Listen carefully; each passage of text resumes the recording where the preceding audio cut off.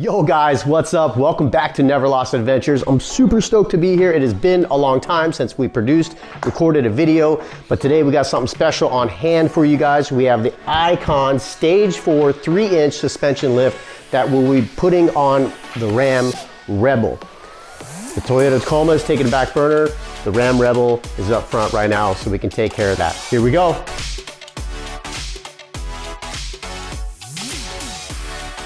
Before we go ahead and start the install, there's a few things I want to go over, especially for those that have a Ram or any other suspension kit. There are so many options to choose from. So the reason I went with the Icon Stage 4 3-inch is one, we're putting it on the Ram Rebel. The Ram Rebel is our daily driver, but it's also a $50,000+ vehicle that is fully off-road capable. And with how low it is and street tires on it, it's not really that capable. Maybe you guys have seen, we took it out to King of the Hammers and it did okay, but it was nose into the ground. The clearance wasn't very good. So all in all, it's like, let's put a little more money, a little more effort into the vehicle so we can actually make it off-road capable. So with the Ram Rebel, I didn't want just a lift kit. I wanted suspension, I wanted travel, and I wanted smooth rideability. I don't want to just raise the body or raise the chassis off the ground to look cool, right? So with this suspension, I didn't just want to lift the chassis or lift the body off the ground, and I actually wanted suspension travel, articulation. I didn't want just to look cool because it's high off the ground. I wanted functionality. So I went with the Icon Stage 4. Now I will tell you there's many other kits out there, but to get straight to the point, the two kits that I was definitely comparing and almost went one direction or the other, and that is the Carli suspension. The reason I didn't go with the Carli suspension is one, well, I saved about actually $1,500 difference with the suspension. After doing research between the Carli suspension for the Ram Rebel and the Icon Stage 4, they're pretty much the same thing. What you're getting with the Carli suspension is King 2.0, 2.5 shocks, and they're claiming 9 inches of travel in the front, 12 inches of travel in the rear. The rear lift is 1 inch and the front lift is 2.5. So that's pretty much the same thing that Icon is claiming that it's gonna do. The biggest question that I had between the two, other than Icon and King suspension, is one, they're both fully adjustable. They're external, resi, piggyback, same thing. That's all the same. They come with the same performance springs. Now, with the Carli suspension, which made me bouncing back and forth also on whether I should buy separate springs, is Carli does offer these same performance type style springs. Now talking with Icon, these are performance style springs, meaning they are performance. That means no weight, it's just the weight of the vehicle. So you start adding weight and you're going to start compressing that spring, which reduces the actual performance, off-road performance that you would get from this spring. Now the cool thing is Carli does offer 3 different spring rates. One, the standard 1500 spring rate. Now I don't know if Carli's standard 1500 spring rate is the same as this performance spring rate from Icon. That I do not know, but I also know that they offer the Ram Rebel, which is usually heavier than a 1500, with like Ram boxes and all these extra bells and whistles, the foldable collapsible gate, which adds a little more weight to the tail end. And so Carli offers Rebel coils. So those are a little heavier duty. And then they actually offer HD springs, which are more heavy duty. So meaning if you're gonna be driving around in your overland vehicle or whatever you have, and you're gonna have a constant of 500+ pounds on your daily driving, you're probably going to want the HD springs. Now you could probably get away with the Rebel springs because they are a little beefier and they allow for more weight in the vehicle. But if you're going to be constantly driving around with that weight, with cans full of water, fuel, etc., rooftop tent, you're probably going to want to go with the HD springs. So that being said, I'm going to go ahead and move forward with these springs that Icon provided and go ahead and take the plunge, if you will, because the Ram is not going to have the rooftop tent, the bed rack, and all the extra stuff on there all the time. We are going to go camping a lot, I'll probably leave the bed rack on there for the majority of the time, but if I build a bed rack, it's gonna be aluminum. It's gonna be maybe 80 pounds. So I'm not too worried about it. After talking to Icon regarding the spring rates and things like that, he said I should be fine. Even for performance and off-road, if we're off-road and we're fully loaded, if we're in that 500 pound bed weight, we should be okay with still getting pretty good performance. And so the truck's not bucking off the ground if we're going a little higher speed, or if we hit some rock obstacles and we have that full compression, that weight shouldn't hinder us too much. So the other thing between the Carly and the Icon, which I was very skeptical about. So the price, Carly is about 5,800 bucks. Icon offers it for 56 on their website, but is now on sale for 4,800 bucks. And this is with the billet. This is with the billet upper control arms. I went a little fancier, but they are supposed to be stronger and lighter and have a little more capability than the standard tubed upper control arms. So that is the big price difference. I got mine from off-wheel 4-wheel drive, had a couple discounts. So all in all, I got mine for 3,500. So if you look at the price difference between Icon at 56 and now having a 15% off sale right now at the time of the video, it's 48. 4-wheel drive, 4-wheel part, is 53.87. So those prices are pretty close, pretty comparable. Now, if we go back to the Carly, it's pretty much the same thing. It's Carly's upper control arms, it's King 2.0s, full resi, fully adjustable shocks, front and rear or coilovers in the front, shocks in the rear. But the thing that got me going is, why do they offer rear sway bar extended links and front extended brake lines? That was a huge concern for me because I heard a few different things. So with the 19 and above Ram Rebel, you don't want to be messing with the brake lines. There's sensors in there, there's other things in there that could hinder the vehicle, the computer reading certain things from those brake lines if you remove them and put extensions on there. In talking with an Icon gentleman, it was very, very nice, very courteous. It gave me some actual dimensions that really helped me out a lot in helping move forward with this decision, along with the $1,500 change of price. He said the sway bar extensions and the extended brake lines really aren't that necessary.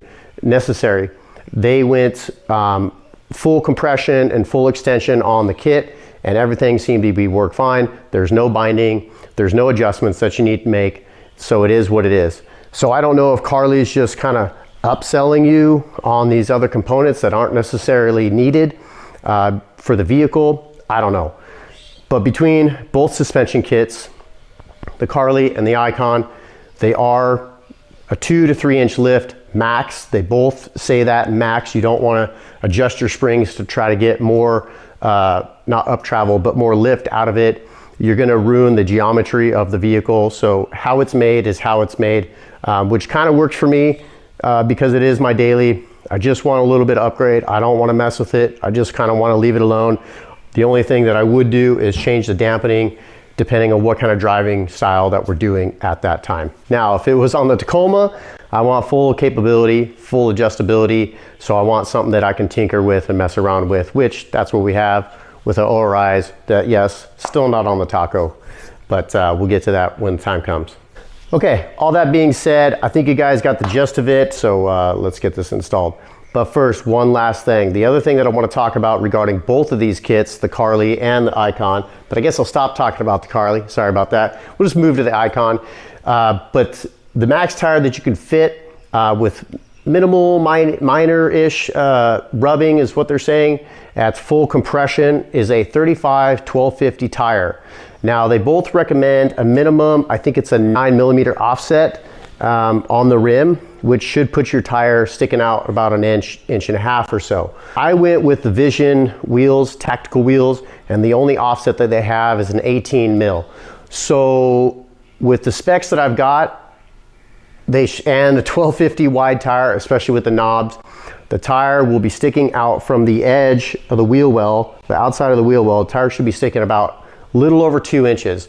That's about as much as I really want to have it stick out. So let's hope and pray that that's the max stick out. And then along with that extra offset, at full turn, I'm hoping that the inside of the fender wheel will rub less with more of an offset. But we'll have to see, and when we get to that point, we'll start some fabrication and some trimming, which I'm not afraid to do. That front bumper is coming off anyways, not right away, but those are some fabrication things that I don't mind messing with. So here we go.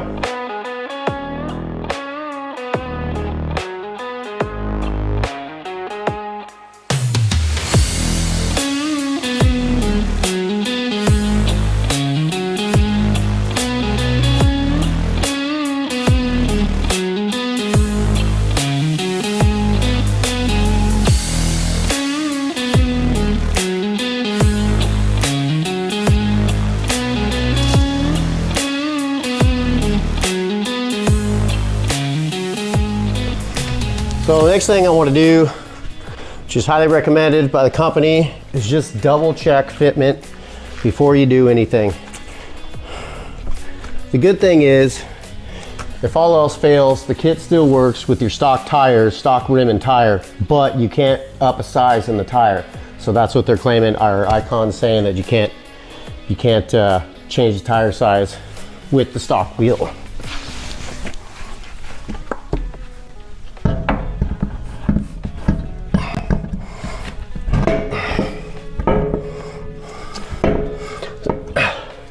So what we're looking for is overall clearance. So I'm going to throw a couple lugs in here and just cinch it down and make sure everything is what it is.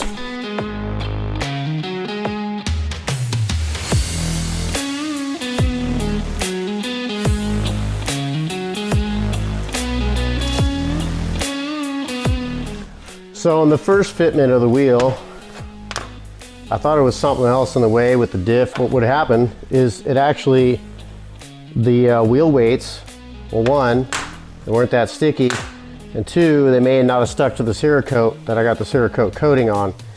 So it actually hit the caliper and they ended up falling off. So I don't think they were in far enough on the inside of the wheel well. So what I'm gonna do is hopefully find the exact same placement and move it in a little bit more and use I'm gonna take off all this garbage sticky, which is trash, and put the 3M on there, put these on there for now, and if they don't balance out after a few miles, then I'll just go in and get some new weights on them. But this is why I could have sworn I asked for the internal beads so I didn't have to deal with any of the weights, and I didn't even think about putting the Cerakote on the rims themselves. That would allow these not to stick as well. But hopefully we'll take care of it and we'll remedy it and do a temporary fix that you know, then won't get too much vibration on the road for a little bit. So as you can see, there's a little nick right there. So this is obviously still hitting the caliper just a little bit. I mean, once I tighten the lug nuts a little more, it, you know, centered the tire on the hub. So it allowed it, you know, to sit a little bit. It's so close, like I would say an 1/8 inch close. So hopefully I can get these close to the right spot where they were. On the other wheel, and we'll get it close. If not, it's only 3 ounces. It's not too bad. I don't think that's going to affect too much of the tire, and if it does, well then we'll just go get them rebalanced. Starting first, we're going to start on the driver's side, and we're going to remove the upper control arm first. Technically, for it to be a little bit easier to get the coil in there, you're going to have to remove the upper this upper section anyways, and we're gonna change out this upper control arm anyways. So we're gonna remove upper control arm. Don't install the new one. I'm gonna put my new coil in, and then once that coil's in, coilover's in, then we'll put the upper control arm in and just kind of button everything up together. And so we'll just go through the process. It's pretty simple. You got this set up here, or this bolt, these bolts. You're going to want to support the lower control arm, so I'll pull the jack in, support this lower control arm so everything just doesn't drop. We are going to remove the sway bar link, or sway bar arm, and remove that. And then there's 3 bolts up here, 1 bolt on the bottom of the coil, And then that's pretty much it. It's pretty straight and dry, cut and dry. So hopefully it all goes smooth and we can pop everything out of here since it's 2019. It's not that old. Kind of when you get to the older vehicles, it's a little bit harder to remove some of the stuff.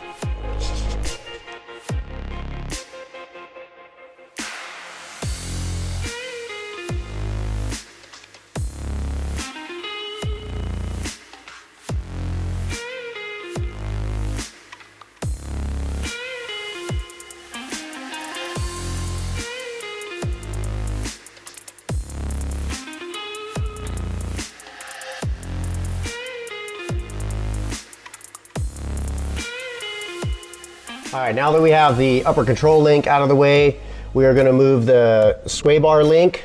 Then we're going to move to the lower bolt of the strut, and then to the 3 upper bolts to remove the coilover. I just said strut and coilover. It's coilover.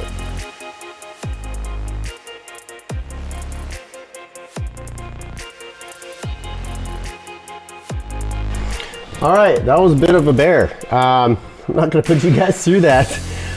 So even though it's 2019, this was a rental from the East Coast.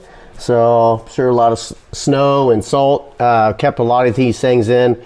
Plus, you know, I did take it on a little off-road excursion. I'm glad I made it, but there was 18 water crossings, and that was over 4, 5, 6 months ago. So there's a lot of rust buildup. A lot of things that kept the hardware inside, so I just did a little brush and cleanup before I go ahead and install the next parts. But next is we're going to go ahead and install the new Icon coilover and then the upper control arm, button it all together, and holy crap, that's only one side. But now I know what to do. I've already sprayed the other side with WD-40. Unfortunately, I'm out of PB Blaster. If you guys have any PB Blaster or anything that's going to break up the rust and any type of anti-seizing lubricant, I would just go ahead and hit all your hardware first. That way it can start penetrating through there. Maybe if you have an air compressor, go ahead and blow a lot of that off and get that out of your way while you're working on one side, or before you even start the project, you know, pull off the tires, start spraying everything. That way it just makes everything for a little smoother disassembly. And then, I don't know, I'm a little more anal retentive, so just cleaning up the surfaces before I put new parts in will just allow everything to, one, bolt up and slide in smoother, and then the fitment's going to be a lot cleaner. Like a lot of the surfaces where they marry up together, there's not going to be any you know, corrosion or grit or anything like that, where it's going to not allow them to fully adhere to each other. So without further ado, here we go. Here goes the front coilover and upper control arm. Here we go. So it's really cool. Icon makes it idiot proof. So they do put driver and passenger on the coils. That's just because the way they have them routed, you don't want to kink the hose. And sometimes it is a little difficult. Like, you only figure it out once you get it up in there and get it somewhat mounted to realize, oh, you know, where the reservoir needs to lay. So that is really cool. Go Icon. Again, make it idiot proof. And they do give you new hardware for the top to bolt into the shock tower to the top of the coilover.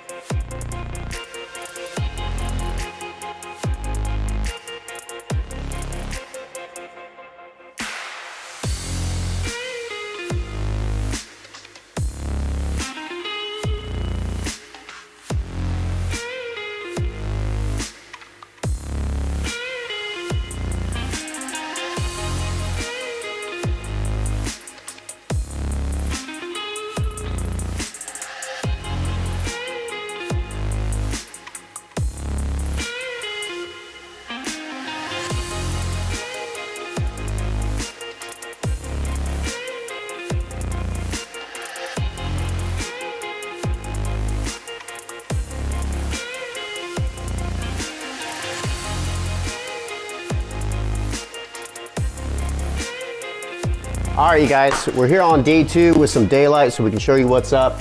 The rear part of the suspension is really simple to put together, so we're not going to do a lot of, or we didn't do a lot of filming on it, so I'm just going to kind of explain how to do it. The front end is obviously much more involved. As far as the rear goes, obviously you're going to want to jack up the truck as you had it before. If you didn't, you want to put it on blocks. That way, especially if you only have one jack, you want to be able to articulate the rear axle, because you're going to do one side at a time. It's just going to make things a lot easier. I guess you could do both at the same time, but you're over on one side. It's just that simple. So what I did for demonstration purposes is only jack up one side of the axle, since we're doing one side. Again, so you need your blocks or your jacks. You got your jack stand. And what you're going to do is, it's better to start with the driver's side, because you do have your track bar link, and you're going to really only want to do this one bolt. So the first bolt is the bottom link bolt that goes to your rear sway bar. Then your track bar bolt, you only need the bottom. Then you're going to move on to removing the bottom bolt of your shock, and then the top bolt of your shock. Then you can lower your axle, remove your shock. Then you're going to lower your axle more and remove the spring. Once you remove the spring, it's pretty much cut and dry, and then back to reverse. So lower your axle probably a little bit more. Usually with the taller springs, they're going to be taller and stiffer. Then you can put your new spring in. You could jack up your axle. Make sure this is, so there's a little stop, so the spring comes around and there's a little stop, and you want to marry that to it. You obviously don't want to be underneath it, and you don't want to have a gap, because that spring is going to want to turn. So you want to make sure the top of that spring, when it winds up, that end of the spring hits that stop. So once that's in there, you're good. Make sure you got a rubber boot on top that comes with it, or if you have new ones, they have little nubs or knobbies or nipples or whatever, and make sure those are in the right spot. So after that, you want to go ahead and jack it up a little bit more, and then you're going to put your rear shock in. You're going to put the top half in first. Go ahead and cinch that down. You are going to have new spacers and washers. Make sure those are in the correct position, and then you're going to go ahead and bring that bottom shaft in, and then run that bolt through there. And then you just pretty much put it back together. So you just jack it up even more. Put your track bar bolt back in there, and then put your link bar, or your link bolt back in there for your rear sway bar. As I said earlier, Icon, and I'm hoping all other suspension systems, have very comprehensive directions. They were super simple. Even though, again, this is simple, you may not know what to do first. So their instructions are very comprehensive, but this is just a quick overview, and just kind of closing out the video with the Icon Stage 4 3-inch suspension lift. All in all, it was pretty easy to put together. As I mentioned before, some of the bolts, you definitely want to use PB Blaster WD-40 to kind of break that up for rust and any other corrosion that's adhering those bolts together. But other than that, it's pretty simple and cut and dry. Next, we have to take it in, go get an alignment tomorrow. Definitely want to make sure you do that. Your front end is very important. If it's misaligned, either one, it won't drive straight, and or both, it is going to prematurely wear out your tires. So make sure you go ahead and get that aligned. And then stay tuned. Actually, this weekend for Father's Day, at the time that you're watching this vehicle, we are going to do, thanks Ace, we are going to do a test, a light test break-in at Pismo Dunes, Oceano Pismo Dunes. So stay tuned for that. We'll do some little footage there. And if you're out there for Father's Day, come join us. Say what's up. Good thing, once the vehicle's down and set, don't ever forget to torque your lugs. 2019 Ram recommends 130 foot-pounds. Looks like I went a little hard on the gun, but that's okay. It's not too hard. It's still turning a bit, but definitely torque. Not too tight, not too loose. All right, you guys, awesome. Thanks for staying with the video. If you did, much appreciated. That was a pretty fun and great install of the Icon Stage 4 3-inch suspension lift, front and rear. Like I said, all in all, it was a good install. It went pretty well. If you guys have any questions, put it in the comments below. Greatly appreciate it. like, subscribe, all the good stuff, and stay tuned for our next video of the Ram Rebel at Pismo Dunes in California. Thanks. Peace.